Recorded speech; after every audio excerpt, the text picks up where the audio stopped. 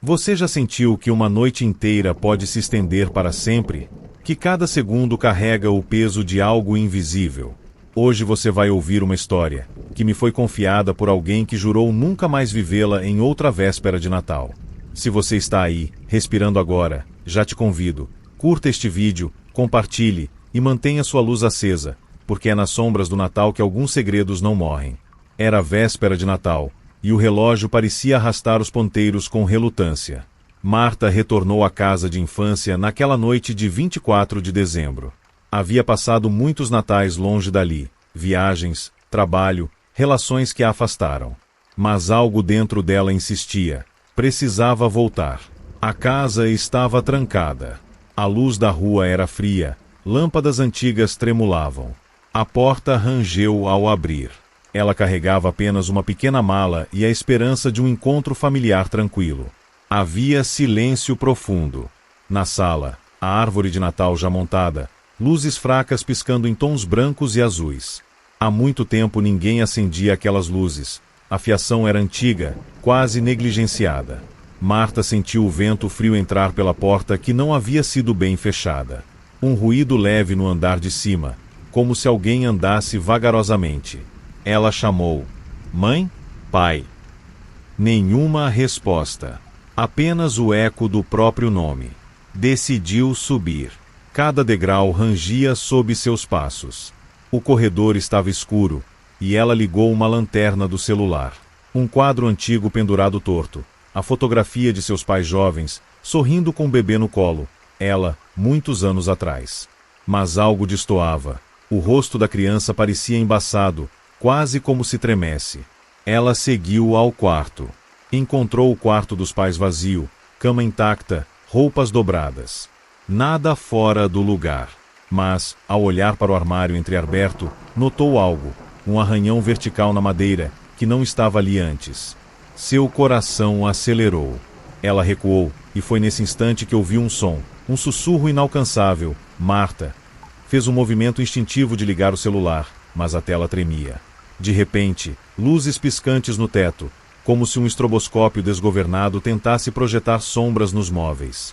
Ela desceu correndo, mãos trêmulas, tentando acender todas as luzes, mas os disjuntores pareciam não responder. A sala estava mergulhada em uma penumbra pesada. E então, o piscar das luzes da árvore interrompeu. No silêncio absoluto, um objeto caiu. Um enfeite quebrado, espalhou estilhaços, um som seco e definitivo. Marta gritou, e o eco ecoou por toda a casa. Ela correu até o corredor, tentou o interruptor, mas nada. Conforme caminhava, escutava um arrastar lento nos fundos da casa, na cozinha. Quando alcançou a porta, iluminou com a lanterna. Um vulto, ou sombra, curvada sobre o chão, algo como uma figura coberta de véus escuros. A lanterna oscilou, e quando voltou a mirar, a figura havia sumido. Ela fechou os olhos por um segundo, e, ao abri-los, estava atrás dela, tão perto que pôde sentir um sopro gélido no pescoço. Marta se virou, mas não havia ninguém, somente o corredor vazio. Desorientada, ela correu para fora da casa, vestiu o casaco e subiu no carro. O motor não pegou. No espelho retrovisor, viu algo, uma silhueta parada junto à janela da sala, olhando para dentro, imóvel. Com um solavanco, o motor engatou, e ela partiu naquela noite de Natal, sem olhar para trás. Mas Marta jurou que, até hoje, na véspera do Natal, ela escuta um sussurro distante: "Volta para casa." Na cidade vizinha, havia um casal, Daniel e Clara, que planejaram uma ceia íntima apenas para os dois. Era o primeiro Natal depois da perda da filha, e eles queriam um momento de reconciliação silenciosa. Montaram uma mesa simples, com velas rubras e ramos de pinheiros secos. Havia poucas decorações, mas as velas projetavam sombras dançantes nas paredes. O relógio bateu meia-noite. Anunciaram a ceia com um brinde silencioso. O ar era frio, e um vento fraco sacudia os galhos do pinheiro na varanda. Clara levantou-se para buscar algo na cozinha. Daniel permaneceu ali, contemplando a chama da vela. De repente, um estalo na janela da varanda. Ele se levantou, olhou para fora, nada além do jardim escuro e do contorno tênue de árvores mortas. Clara voltou com uma travessa, mas hesitou, Pareceu ouvir algo. Você viu aquilo? Perguntou. Não, achei que fosse o vento. Ela sorriu com força contida e começou a servir a sopa. Enquanto comiam, o som ritmado de pingos começou. Parecia a água gotejando de um teto invisível. Mas não havia nenhum local visível por onde gotejasse. Clara ergueu a cabeça, pesquisou o teto com o olhar, e então congelou. Havia uma mancha escura crescente, como uma mancha de óleo, que se expandia lentamente sobre a laje acima deles. Daniel tentou levantar-se, mas as pernas tremiam.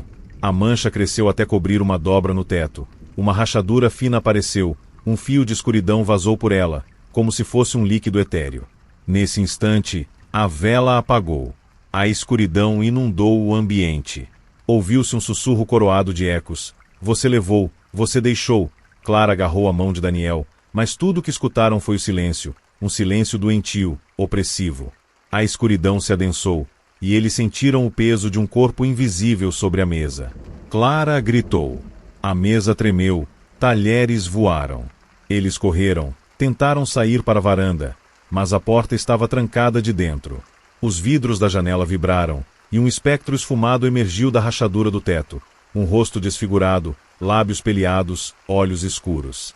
Antes que pudessem gritar mais, um clarão violento rasgou a sala. Quando pequenas fagulhas de luz emergiram da mancha no teto e iluminaram o rosto do espectro por uma fração de segundo. Depois, silêncio absoluto. Eles encontraram a porta destrancada e fugiram para fora. Ao olharem para trás, viram a casa silenciosa, janelas escuras. Clara levou consigo a travessa que segurara ao retornar, e descobriu, em sua base, gravado em riscos finos, não me esqueçam. Sempre que o relógio bate meia-noite nessa véspera de Natal, ela diz que ainda escuta um eco. Por que me esqueceste? O terceiro relato veio de um padre arquivista de uma pequena paróquia isolada na montanha. Padre Antônio era respeitado por manter vivos rituais antigos e registros da igreja local.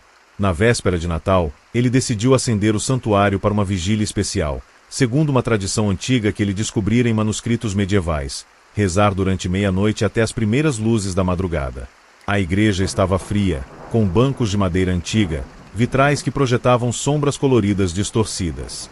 Ele acendeu velas no altar. O sino soou 0 hora. Padre Antônio iniciou suas orações em voz baixa, cercado pelas trevas iluminadas por chamas vacilantes. As vozes dos santos e anjos pareciam ecoar das paredes antigas. Porém, durante a oração, ele percebeu algo, um roçar suave nos corredores, como se alguém caminhasse atrás dele. Ele interrompeu, virou-se, nada. Retomou o ritual.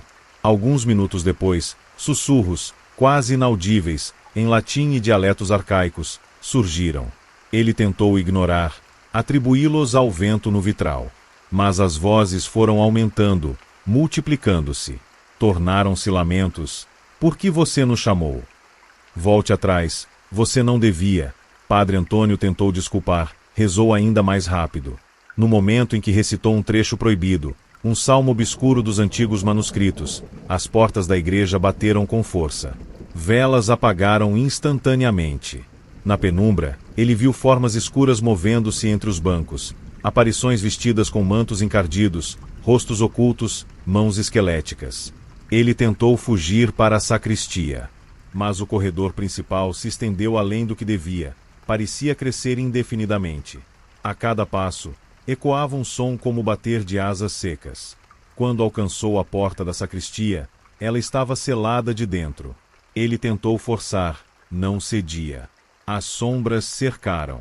Ele se ajoelhou, tremendo, tentando orar. Uma voz que parecia vir do próprio altar, profunda e grave, sussurrou: você trouxe a vigília ao limiar. Agora você verá o que não devia.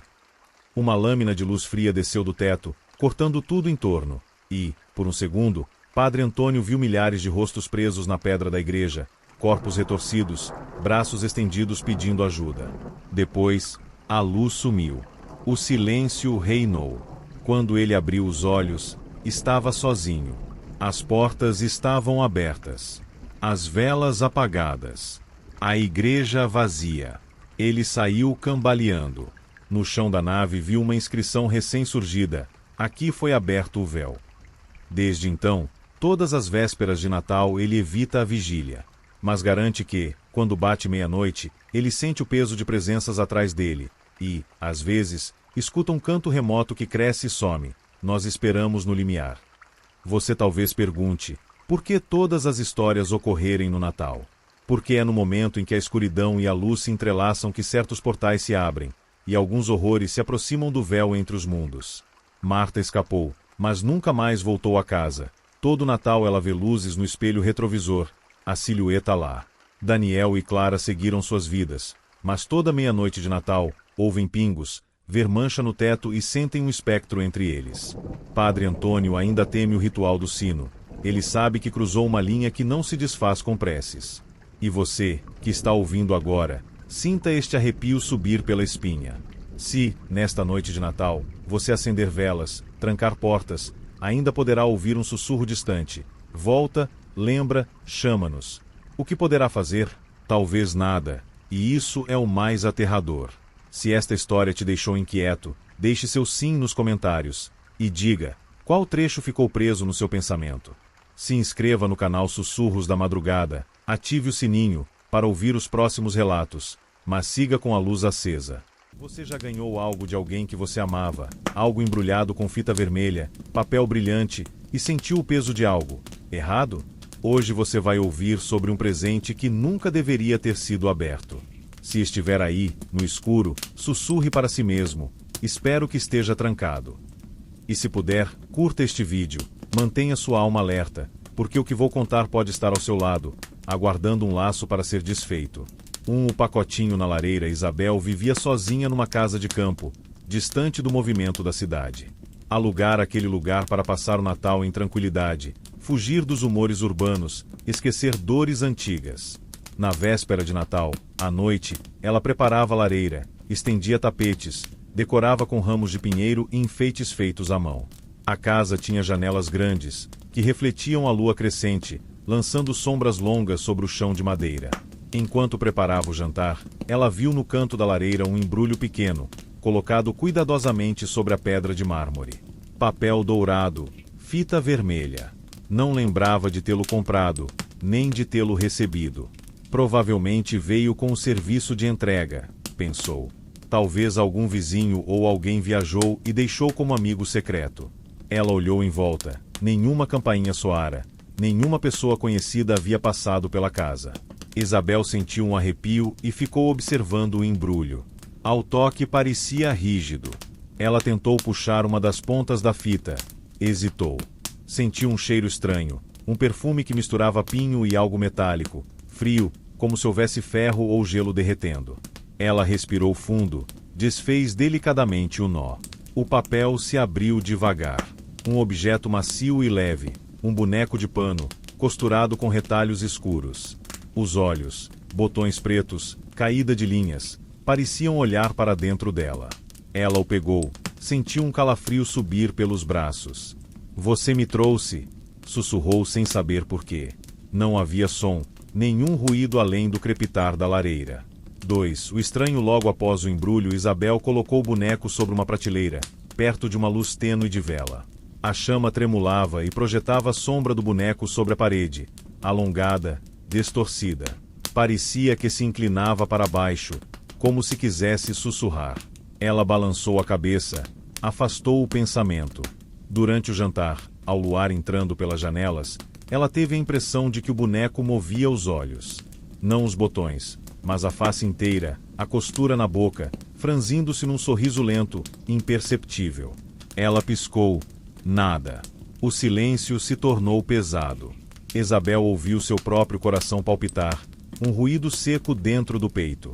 Tentou se concentrar em comer o purê e inalar o aroma de canela, maçã, especiarias do Natal, mas o cheiro metálico persistia, misturado ao perfume do pinho. Depois do jantar, foi até a lareira, deu um gole de chá. O boneco estava agora sobre uma almofada, de cabeça inclinada para o canto. Algo pareceu desmoronar dentro dela. Uma sombra se projetou à porta da sala, ondulante. Olá! Ela chamou, voz fraca. Nenhuma resposta. Pegou o boneco nas mãos. Sentiu não pano, mas carne fria por baixo da costura. O coração disparou. Lançou um olhar ao espelho que estava na parede oposta. Viu algo, o reflexo do boneco, mas com um rosto diferente. Um rosto deformado, máscara irregular de pele, olhos fundos ardendo em luz avermelhada. Ela virou de volta para o boneco. Estava normal, apenas tecido e botões. Levou 1 minuto, talvez mais, para respirar devagar. Fechou os olhos. Reabriu. O boneco estava caído no chão, a almofada rasgada. Isabel agachou para erguer, as pontas do tecido manchadas de algo que parecia tinta escura, mas seu instinto dizia: sangue. Passaram-se horas. O relógio marcava 2 horas da manhã. A casa estava em silêncio absoluto. A lareira apagada, apenas brasas mortas. Ela tentou dormir, mas uma luz fraca no corredor chamou a atenção. Abriu a porta do quarto. O boneco estava no chão do corredor, a fita vermelha enrolada ao pescoço dele, como se tivesse estrangulado algo vivo. Isabel recuou. Bateu a porta. Chaveou. Ouviu um riso abafado. Não um riso humano, algo baixo, arranhado, como se avinhassem de dentro das paredes. O riso parou. Logo, o som de passos macios, rastejando, vindo em sua direção pelo corredor. Ela se encolheu debaixo das cobertas. A porta do quarto oscilou. Uma sombra atravessou a fresta, molhada, grudenta. O piso rangeu sob um peso invisível. O vento entrou com fúria pela janela que ela tinha certeza que trancara. O frio tornou-se agudo, como lâminas finas sob a pele. No meio da noite, ela ouviu um sussurro junto ao seu ouvido. Você abriu. Agora é minha vez. Ela tentou gritar, mas a voz travou na garganta. O quarto se tornou maior, paredes esticadas, teto mais alto, até as portas parecerem distantes. Fechou os olhos. Quando abriu, estava sozinha. A porta do quarto lateral, que ela jamais abrirá antes, estava entreaberta. Uma luz fraca vindo de lá. Curiosa, ou aterrorizada, ela levantou-se. No cômodo, encontrou espelhos por todas as paredes. O boneco estava no centro, sentado em uma cadeira velha. O reflexo era múltiplo. Em cada espelho, ele sorria de um jeito diferente, um sorriso nenhum botão poderia fazer. Enumerados rostos nas superfícies quebradas dos vidros. Isabel recuou, tentando fugir. Mas algo empurrou suas costas contra uma das paredes de espelho, vidro frio contra a pele. Ela gritou, sentiu cortes finos. Então, algo estilhaçou o espelho, o barulho de vidro explodindo. Um clarão branco invadiu tudo. Quando o clarão sumiu, Isabel se viu sozinha no corredor, sem nada exceto o embrulho rasgado, pedaços de vidro caídos. O boneco desaparecera. As cortinas agitavam-se como se vento passasse, embora todas as janelas estivessem fechadas. Ela correu para a porta da frente, empurrou com força, trancada. As chaves estavam na mesa da sala. Voltou. No chão da sala, empoeirado, uma mancha escura formava a palavra. Abri, escrita com o que parecia tinta rala ou algo mais denso. O relógio bateu 3 horas da manhã. Ela ouviu um tilintar de sinos, vindo de lugar nenhum. A gota d'água de uma torneira pingava no banheiro. O som parecia ampliado como se estivesse dentro de uma câmara oca. Isabel chamou por socorro, ligou para alguém, mas o telefone não tinha sinal. A luz do celular piscou, tela preta, depois relance de imagem, o reflexo dela, mas com o rosto deformado, costuras no pescoço, olhos caídos. Ela fechou o celular, jogou-o no chão. Tomada pelo desespero, agarrou a chave reserva do carro. Saiu da casa. Estrada silenciosa, lua coberta de nuvens. Ao olhar pelo espelho retrovisor, notou uma figura pequena atrás dela, seguindo. Parou o carro, saiu, olhou em volta, nada além de árvores, sombras. Ligou o motor, partiu. A lanterna do porta-luvas caiu, e quando ela se abaixou para pegá-la, viu no chão do carro um botão preto, idêntico ao dos olhos do boneco. Ela jogou o botão fora, mas jura que o telefone vibra toda meia-noite de Natal. Mostra a mensagem sem remetente. Abri, agora, minha vez. E você aí, sentado no seu quarto, pense, se ganhar algo embrulhado nesta noite, olhe bem antes de abrir. Porque pode não ser só um presente. Se esta história te deixou inquieto, deixa aqui nos comentários. Você abriria um embrulho misterioso? Não esqueça de se inscrever nos Sussurros da Madrugada, curtir o vídeo, ativar o sininho, para que, se algo vier até você esta noite, saiba que alguém já ouviu antes. Quando você olha no espelho à meia-noite, espera ver seu reflexo. Mas e se, em vez disso, ver outra coisa, algo que sempre esteve atrás de você, sussurrando? Hoje vou te contar de um espelho que não reflete, ele acusa. Se você estiver no escuro, permaneça alerta, curta este vídeo, pois o reflexo pode estar mais próximo do que imagina. Ricardo era comerciante de antiguidades.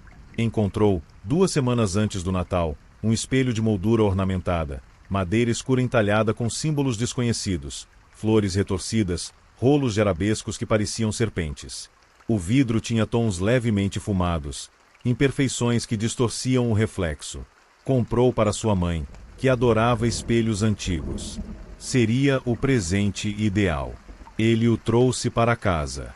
Envernizou a moldura, limpou o vidro, mas não se livrou das manchas antigas, dos pontos escuros no centro que pareciam manchas de fumaça. Na véspera de Natal, pendurou o espelho sobre a comoda no quarto de sua mãe. Foi dormir cedo, cansado dos preparativos da ceia. A casa estava cheia de risos vindos da sala de jantar, luz cálida de velas, cheiro de biscoitos e especiarias. Ricardo acordou com um som de vidro se estilhaçando, mas fraco, como se alguém espancasse uma porta distante. Abriu os olhos. Só a lua pálida iluminava o quarto. O espelho estava ali, imóvel. Ele piscou, achando ter imaginado. Na manhã seguinte de Natal, sua mãe, Helena, adorou o espelho. Achou o presente lindo. Ficou admirando o reflexo, ajeitando o cabelo, modelo de vestidos antigos. Ricardo sorriu. À noite, depois da ceia, Helena foi dormir no quarto com o espelho sobre a comoda. Ricardo ficou até mais tarde, organizando louças, recolhendo migalhas. Quando subiu as escadas, ouviu o resfolegar de alguém no quarto dela. Parou no patamar. Mãe, chamou baixinho. Nenhuma resposta. A porta do quarto estava entreaberta. Um feixe de luz da lua passava pela fresta da cortina. Ele espiou. Helena estava sentada na cama, imóvel, olhando fixamente para o espelho. Ricardo entrou devagar. Helena não piscava. O reflexo no espelho mostrava, a ela, sentada, mas atrás dela outra figura. Uma sombra em pé, esguia, muito alta, braços muito longos. A cabeça inclinada para baixo, coberta de algo parecido com véu. Ricardo pigarreou, chamou o nome dela. Helena ainda fixa no espelho. Ele tocou seu braço, gelado. Ela pulou. Quantas vezes ele questionou o porquê de estar tão perto do espelho? Eu vi ela aqui, disse Helena, voz trêmula. Ela estava atrás de mim, no espelho. Ela está sempre. Ricardo tentou convencê-la de que era imaginação, efeito da luz da lua, talvez o pano do véu pendurado do outro lado do quarto, algum objeto alheio. Mas Helena não descansava. Ao longo da noite, Ricardo não dormiu. Sentou-se no corredor, ouviu o tic-tac do relógio. Cada vez que um gato miava lá fora, cada rangido da porta, ele ouvia sussurros. Olhe, olhe para mim. Por volta da meia-noite, Helena ouviu o som de algo se arrastando contra o espelho, unhas contra vidro ou arranhões finos, como se algo quisesse empurrar de dentro. Ricardo correu para o quarto. O espelho estava coberto com uma cortina leve. Ele a arrancou. Refletiu-se Helena, mas atrás dela algo que o espelho não devia mostrar. Uma mão esquelética repousava sobre seu ombro, reflexo apenas, não no quarto real. Helena gritou, virou-se. Não havia ninguém ali.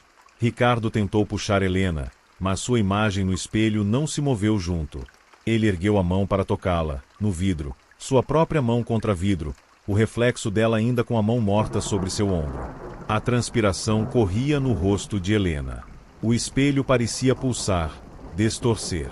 O vidro emitia um brilho fraco azul acinzentado. O som, agora, era de risos baixos, múltiplos ecos. Não humanos. Ricardo derrubou uma vela, quebra de cera, fogo aceso na cortina. A chama se expandiu. Helena gritou. Ele tentou apagar o fogo, correu com um balde de água. A cortina incendiava-se, o espelho brilhou forte, estilhaços voaram para trás, não para frente, parecia retroceder no quarto.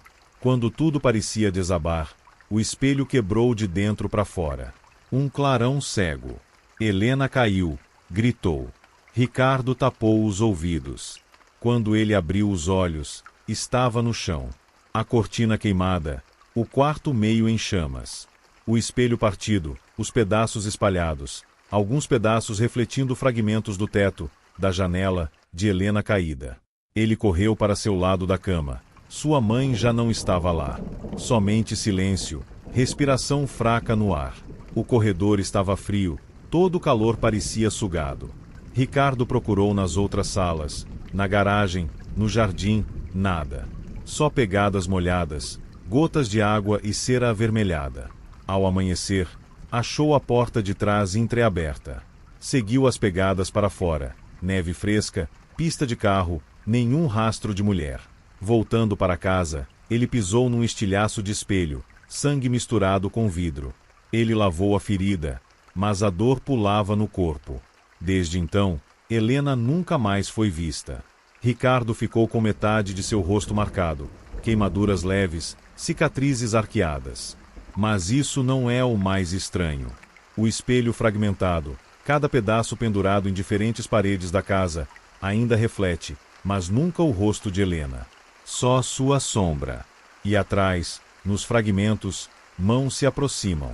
Vozes multiplicadas sussurram: estamos atrás de você, sempre estaremos. E você que escutou até aqui, olhe para algo reflexivo agora. Pode ser o espelho do corredor, a tela do celular, a janela. Talvez esteja refletido algo que não devesse estar. Se esta história te gelou a espinha, comente. Você veria seu reflexo e olharia para trás? Inscreva-se nos Sussurros da Madrugada, ative o sininho, curta o vídeo. Talvez o espelho quebre, ou talvez apenas revele algo novo.